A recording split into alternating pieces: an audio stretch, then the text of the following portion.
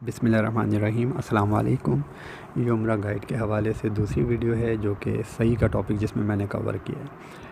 तो last topic मैंने आपको याद होगा कि मैं उधर मुकाम इब्राहिम के पास खड़ा था और मैंने कहा था इसके पीछे से रास्ता निकल रहा है, मुकाम इब्राहिम के पीछे इधर आप यहाँ पे उल्टे हाथ की तरफ मेरे नमाज़ पढ़ सकते हैं और नमाज़ पढ़ने के बाद अब आप सफ़ा मरवा के लिए जाएंगे।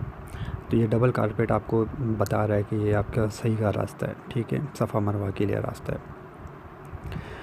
तो अब यहाँ से आप जाके आगे जाके उल्टे हाथ पे मुड़ेंगे, आगे दमदम के कूलर नज़र आएंगे, वहाँ पानी पीना है, फिर आगे बढ़ना है। तो यहाँ सीधे हाथ पे एक रास्ता जा रहा है, ये भी सफ़ा मरवा के लिए, और ये आगे सीधा जो रास्ता आगे जाके मैं सीधे हाथ पे मुड़ूंगा ये भी सफ़ा मरवा के लिए। तो मैं वो वाली वीडियो बाद में बनाऊँगा। ये वीडियो क्योंकि उम्रा लोग जब जहाज़ से उतरते हैं तो कोशिश करते हैं कि पहले हम उम्रा कर लें, सोते नहीं हैं। तो ऐसे लोग काफ़ी थक जाते हैं। तो मैं समझता हूँ कि वो चाहते हैं तो वो यहाँ पे आके पहले सही कर लें बजाय ऊपर जाने के, क्योंकि ऊपर जाने में थोड़ा ऊंचा नीचा रास्ता है, जबकि ये रास्ता बिल्कुल सीधा सीधा है और बिल्कुल प्लेन है। तो यहाँ पे याद रखिएगा कि जो 3 ग्रीन लाइट नज़र आ रही है, जब भी आपको नज़र आएगी यहाँ से तमाम मर्दों को भाग के जाना है, ठीक है, और औरतें जो हैं वो आराम से चले। बाकी ये कि अभी तो नहीं भागना, क्योंकि अभी पहले आपने पहले सफ़ा की पहाड़ी तक पहुँचना होगा, वहाँ पे जाके आपने नियत करनी है और वहाँ से आपका पहला चक्कर शुरू होगा, यानी सफ़ा की पहाड़ी से पहला चक्कर शुरू होगा मरवा के लिए। तब आपने इस ग्रीन लाइटों का ख्याल रखना है। जब तक ग्रीन लाइट नज़र आ रही है तब तक आपने भागते, जैसे ग्रीन लाइट बंद हो जाएगी यानी वाइट लाइटें आना शुरू हो जाएंगी तो आपने आराम आराम से चलना है। इसके लिए नियत वगैरह के हवाले से जो भी है वो मैंने सब नीचे एक लिंक डाल दिया है PDF का, जो जावेद इकबाल साहब ने लिखी है और बड़ी माशाल्लाह, अल्लाह ताला उनको जज़ाए खैर दे। तो इन्होंने तमाम मसनून जो हदीसों के मुताबिक है वो उन्होंने लिखी हैं दुआएं। बाकी ये कि दुआएं तो बहुत हैं, बेतहाशा हैं, आप जितनी चाहे पढ़ सकते पढ़ें, लेकिन जो आसान तरीन जो नुस्खा हो सकता है वो यही है। तो अब ये यहाँ पे मैं पहुँच रहा हूँ, सामने मेरे सफ़ा की पहाड़ियों को इन्होंने शीशे के फ्रेम में कर दिया ताकि लोगों को निशानी नज़र आती रहे कि ये एक निशानियों में से एक निशानी है। और यहाँ से सीधे हाथ की तरफ अगर आप देख रहे हैं तो सफ़ा के तो खाने काबा वगैरह जो है वो यहाँ से आप लोग देखते हैं और देख के जो है वो अपनी नियत शुरू करते हैं, यानी अपनी सही जो है वो शुरू करने का पहला चक्कर यहाँ से शुरू करते हैं। तो यहाँ पे खड़े होकर आपने दुआएं पढ़नी है और फिर उसके बाद जो है वो सफ़ा की तरफ जाले जाना है। तो अब ये आपके सामने देख रहे हैं कि ये फ्रेम के अंदर इन्होंने शीशे के फ्रेम में इन्होंने लगा दिया है, वरना पाकिस्तानी, इंडियन, बांग्लादेशी इन पत्थरों को उठा के ले जाते हैं। मजाक कर रहा हूँ लेकिन लगता है ऐसे ही हैं हमारे लोग, ऐसे हैं माशाल्लाह, मानिएगा ऐसे हैं हमारे लोग। अच्छा तो यहाँ से मैं वापस जा रहा हूँ। तो ये जो जिस रास्ते पे मैं जा रहा हूँ यहाँ पे अब मैं सफ़ा से पहला चक्कर मेरा शुरू हुआ है मरवा की तरफ। तो ये पहला चक्कर काउंट होगा, मरवा से वापस सफ़ा के लिए जब मैं आऊँगा तो दूसरा चक्कर काउंट होगा। अब यहाँ पे मुझे बस जो ख्याल रखना है वो ग्रीन लाइट का रखना है कि जैसी ग्रीन लाइट आएगी मुझे भाग के चलना है, ठीक है। दुआएं बहुत सारी हैं, आप जो समझ में आते हैं आप दुआएं पढ़ सकते हैं। दुआएं दिल से मांगी जाती है, किताबें देख के नहीं पढ़ी जाती, लिहाजा जो दुआएं आपको ज़्यादा आपको याद हो वो आप दिल के साथ मांगे तो अच्छा है। यहाँ पे मैं एक चीज़ बताता चलूँ, मैं अपनी बात नहीं समझा सकूँगा, पहले आपको एक पॉइंट क्लियर कर देता हूँ कि तकदीर जो है इसके बारे में नबी करीम सल्लल्लाहु अलैहि वसल्लम ने हदीस में जो आया वो यूँ है कि एक आदमी सारी ज़िंदगी अच्छे काम करेगा लेकिन उसकी तकदीर गालिब आ जाएगी और आखिरी वक्त में वो ऐसे बुरे काम करेगा कि वो जहन्नम में चला जाएगा। और कुछ लोग ऐसे होंगे जो कि सारी ज़िंदगी बुरे काम करेंगे लेकिन तकदीर उन पर गालिब आएगी और वो अच्छे काम कर जाएंगे और वो जन्नत में चले जाएंगे, ठीक है। अब बात आ जाती है कि सारी चीज़ें तो तकदीर में लिखी है, हमारा क्या कमाल है। तो तकदीर को 2 चीज़ें जो हैं वो चेंज कर सकती हैं जहाँ तक मेरे इल्म में आया। एक चीज़ है नज़र, ठीक है, अगर किसी को नज़र जो है वो कहते हैं कब्र तक ले जाती है लोगों को, यानी तकदीर में उसके नहीं था कब्र में जाना लेकिन नज़र ऐसी लग गई कि उसको बेचारा तवा बर्बाद हो गया, ठीक है। दूसरी चीज़ जो है वो है दुआ। दुआ जो है वो तकदीर को चेंज कर देती है। एक आदमी सारी ज़िंदगी इबादत करता रहे और वो दुआ ना मांगे कि अल्लाह मेरा ईमान के साथ ख़ात्मा हो, ए अल्लाह हशर के अंदर तू मुझसे राज़ी हो और तू मुझे अपने बंदों में, अच्छे लोगों में मेरे साथ यानी मेरा फ़ैसला कर और मुझे उन लोगों में खड़ा कर जो कि तेरे बेहतरीन बंदे।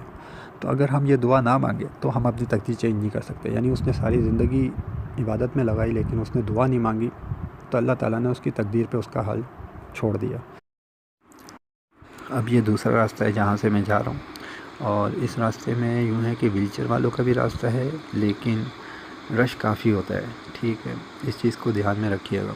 और दूसरी चीज़ ये कि इसमें नौजवानों के हिसाब से इसलिए क्योंकि ऊंचा नीचा थोड़ा रास्ता भी है, दोनों रास्ते हैं।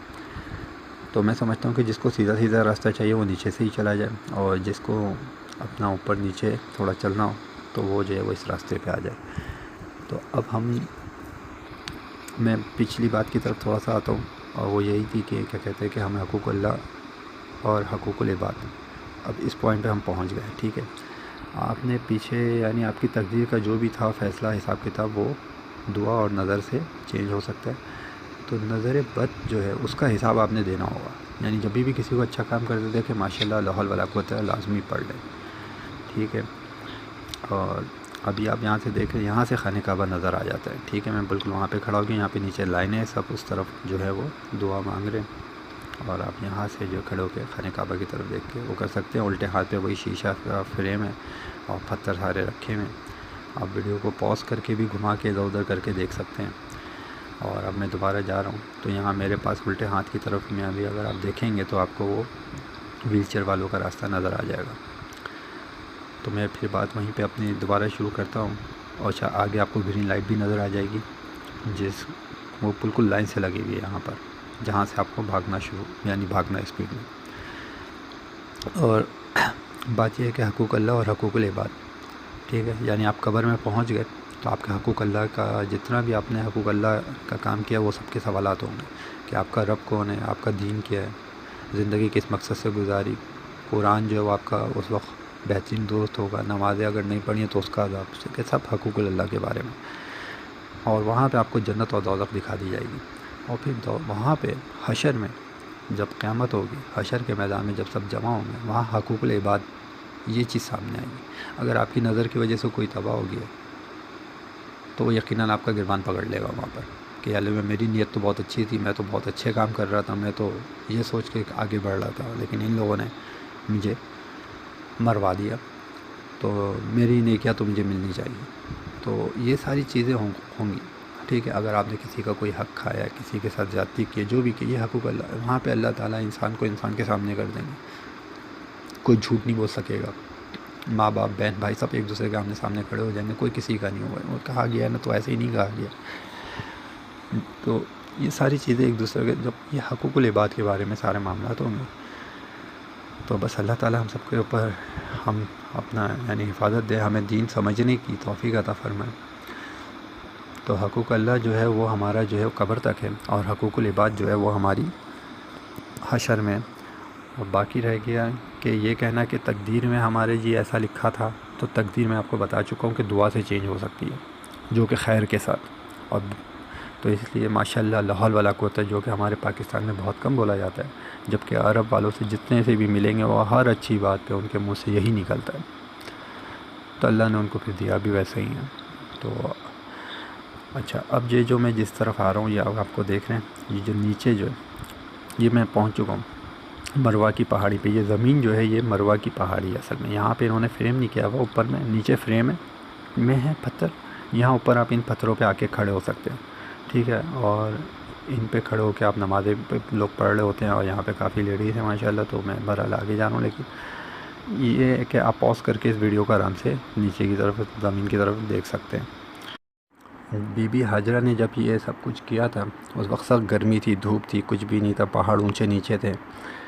और हम जब कर रहे हैं तो ये फ़र्श बहुत ठंडे हैं, अगर आपको नज़ला खांसी है तो वो बढ़ जाएगा। ठीक है, और फुल एसी चल रहा है, पंखे चल रहे हैं, यानी बिल्कुल ठंडा है, आपको ठंडक ज़्यादा लगेगी, गर्मी नहीं लगेगी।